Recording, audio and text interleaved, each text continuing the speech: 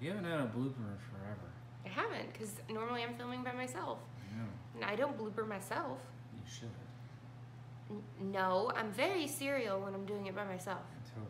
Super serial. I need my bloopers. I'll give you bloopers when you record me more. Is this a blooper? Well, have you pressed record? I have. Then probably. Yes. Nerd. Hey guys, how are you doing today? I hope that you are doing fantastic. It is Friday. Ow. So, like I said, I had a root canal, if you guys were following my Instagram or my Twitter, which you totally should be, but if you aren't, I had a root canal on Monday.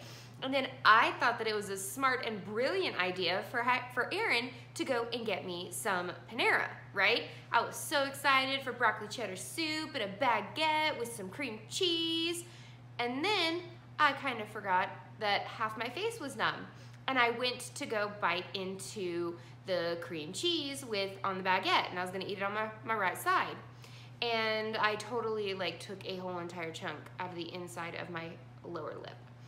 So that actually hurts worse than the actual root canal, which I'm getting my crown this morning at 10:15. So wish me luck on my crown.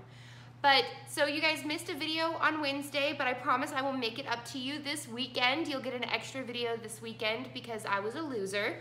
Today I am going to share my July wrap up. So we are already more than a week into August, guys. How did that happen? I am back to work and I'm working full time. This week has been days of 12 hours and I haven't gotten very much reading done. I expect August to be a low reading month total, but I rocked it pretty well in the month of July. I think so. I think I read 11 books, which was pretty darn good if you ask me. Not my highest, but most certainly not my lowest either. So without further ado, let's get started. So the very first book that I read in the month of July was Fawkes by Nadine Brandes. I gave it a 4 out of 5 stars. If you want, I have a full review on my blog as well. I got this as an advanced reader copy from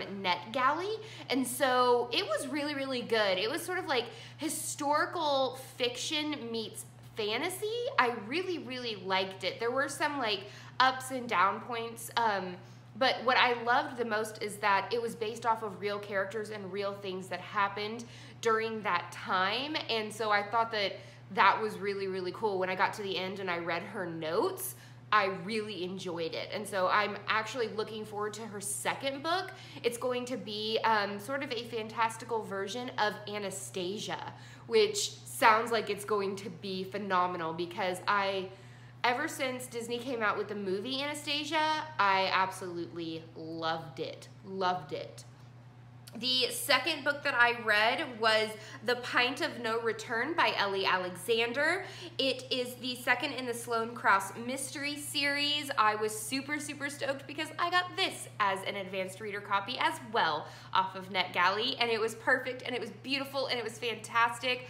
I, of course, I adore Ellie Alexander, who also writes under Kate Dyer Seeley. You guys know my woman crush. She's my woman crush Wednesday on a Friday. You just know how much I love her writing, and this was just the absolute best. The Oktoberfest is coming through town, and a film crew has come to sort of do a documentary on the whole entire process of small breweries and different things like that, and Sloan gets sort of dragged into it. And one of the people on the film crew is murdered, and they're trying to figure out who did it, and you get to know a little bit more about Sloan's love life and her past. I love the fact that Ellie does this where she has a mystery within a mystery, like she did for her Pacific Northwest series. Right here, her Pacific Northwest series has a mystery within a mystery, and I I loved it. It made me want to read the series even more. So I highly recommend that one. It got a 5 out of 5 stars for me.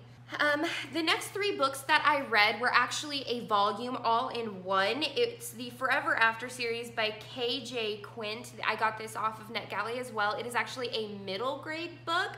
I read, it's Foreverafter, an Odd Adventure. I read the Crashlanders, Guardians, and Runaways.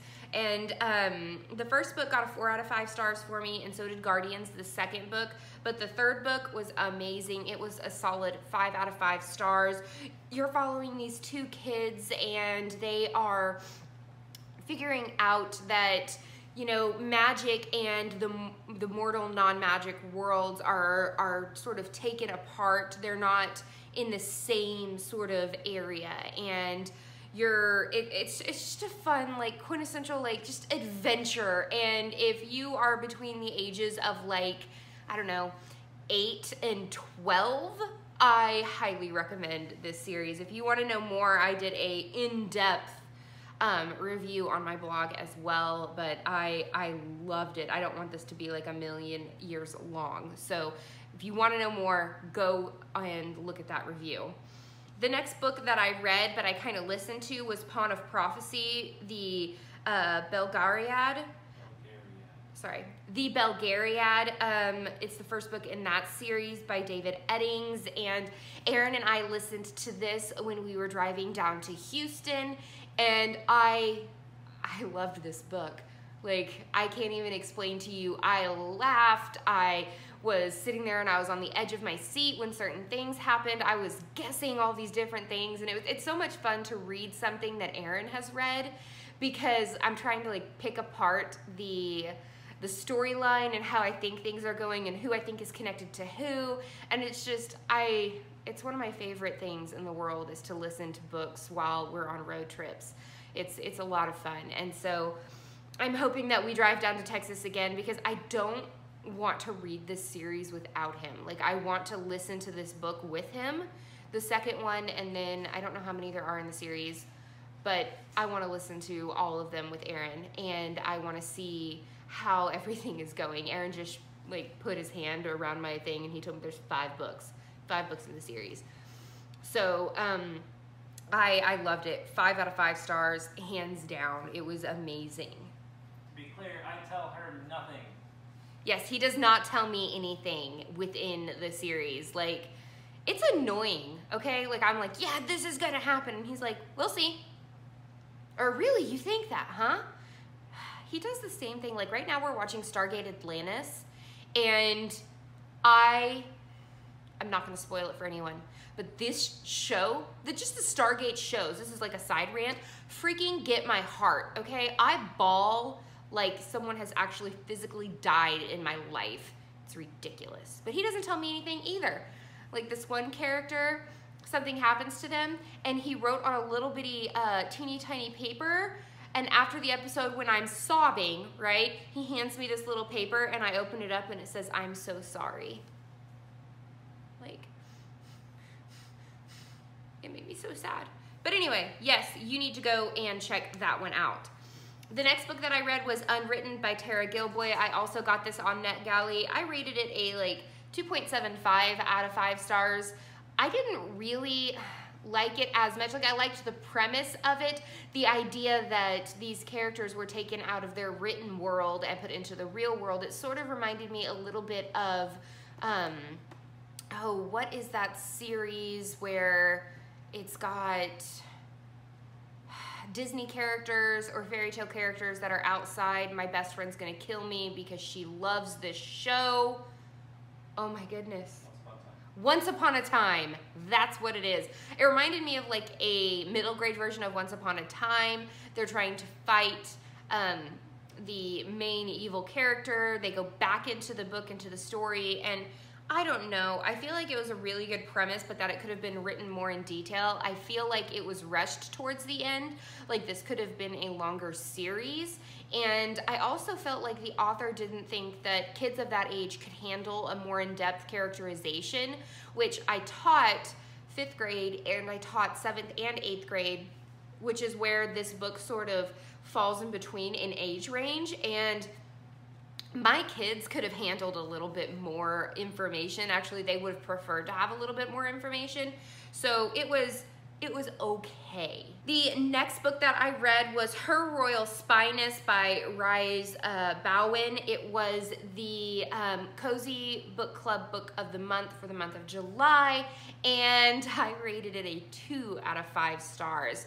I was super salty with this book. If you want to like watch the whole entire reaction and review and chat, I have the live stream on my channel. You can go and watch it.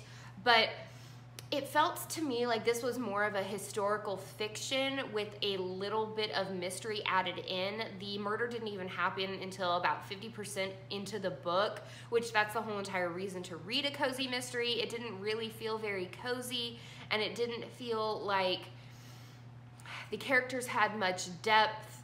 And a lot of times, I know it was based in the 1930s, and so there are these social aspects of you know, women need to get their MRS degree, women need to, you know, have a man to take care of them and things like that. Like, I can overlook some of those aspects because it's written within the 1930s, but overall feeling of the book, it didn't feel like a cozy. If it had been given off as a historical fiction, I might have rated it higher, but as a cozy, it does not hit the scale of coziness. There's like not even any punniness in it. Like, I just can't, okay? I just can't. The next cozy that I did read was absolutely amazing. It's a Souffle of Suspicion by Daryl Gerber. I did a review on my blog as well for this. I got it as an advanced reader copy. I do reviews for the Cozy Review Club, and I gave this a 4 out of 5 stars. I thought it was really, really cute. It was the second in a French Bistro mystery series, and the main character owns a cafe as well as an inn, and she's just opened it up, and there is a huge sort of sweets festival going on, and she's super excited because it's bringing people into her restaurant as well as her inn is sold out. She thinks this is just going to be awesome until the person who is running the festival is murdered, and the person who was murdered is actually related to her main chef, and so she's trying to clear her main chef's name while figuring out the whodunit. And I haven't read the first one in the series, but I didn't feel as though I was behind. I feel like there were some things that I wish I would have read in the first book, which is why I normally review first books of a series and not the later ons as much. But I really, really enjoyed it. It was really good. The next book that I read was A Throne of Glass by Sarah J. Maas. That's right, I am continuing on my Sarah J. Maas kick because I have read all of the Court of Thorns and Roses series 1 through 4. Now I'm starting on the Throne of Glass series, and I'm actually on the 3rd book right now. But I gave this book a 5 out of 5 stars. I love the way she designs the worlds and creates the characters, and they actually have a depth to them that my heart attaches to. Like, I actually feel as though I'm going to have the repercussions of what all of the characters are going through. And I don't want to give any spoilers, but it's about an assassin who is taken out of a sort of like a prisoner of war camp, a work camp, to become she's sort of doing this competition to become the king's champion, and after 4 years, if she becomes king's champion, she will be released to her own freedom, and the only thing she has to do is kill the king's enemies. And but it's a little bit more than that. There's fae, there's magic that's being depleted from the world because the king has outlawed it. There's all different kinds of things that are going on within the series, and I absolutely love it. Please, no spoilers down below of anything, pretty please, but I am on Heir of Fire right now, so I'm super, super excited. And last but certainly not least is the one and only book and challenge that I did for Booktubeathon. I knew that I wasn't gonna make it very far because the Booktubeathon happened during the very first week of me being back at work, and we had a lot of things to get done, and I came home exhausted. But I did finish the challenge of reading a book and watching its movie, and so I read Simon versus the Homo sapiens Agenda by Becky Allbertalli. I of course gave it a 5 out of 5 stars. Aaron and I read this book in one day, and while we were actually going around the reservoir, I finished the book, and like I'm squealing and dancing, and like it was so good. My heart felt so warm and excited. I like texted my sister immediately. I said, you need to read this book. And I was like, she'll have even more feels than me because she's part of the LGBTQIA plus society, and she's just, and then for sister night, she came over and I was like, oh, we're gonna watch Love, Simon. She goes, I've seen Love, Simon. And I was like, did you know that it was Simon versus the Homo sapiens in general? She goes, no, I didn't know it was a book. And so we watched it, and there were some parts that I got angry with that I was like, no, you can't do this. And like, but I'm not gonna spoil it for anyone. So I gave the book a 5 out of 5 stars, but I would give the movie like a 3.5 out of 5 stars because I know that there's always gonna be variations and differences between the book and the movie, but some of the things I feel like it ruined the characterization of certain characters, though I'm not gonna tell you who, because you need to read it and you need to go see the movie, and then we can talk about it later. Message me on Instagram or Twitter or something so that we can have a conversation. Spoiled it for me. Huh? You spoiled it for me. Aaron said that I spoiled it for him because he says that my facial expressions are spoilers. They are. I don't think that they're spoilers. Don't watch me watching a movie. You're in my peripheral. My sister was sitting in between us both, so he had to look over my sister. No. Yes.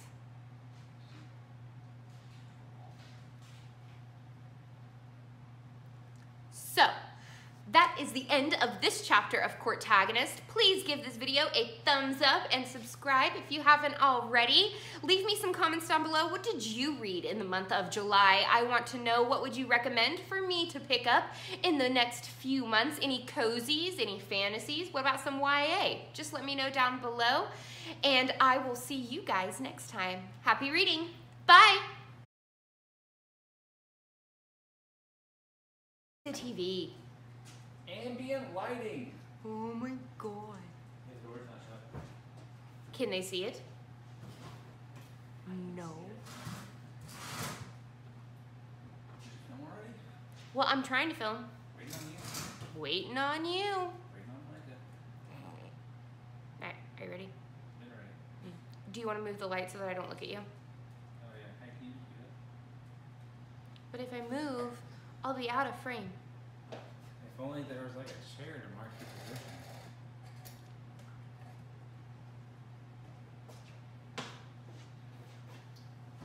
Ready? You know I saw that.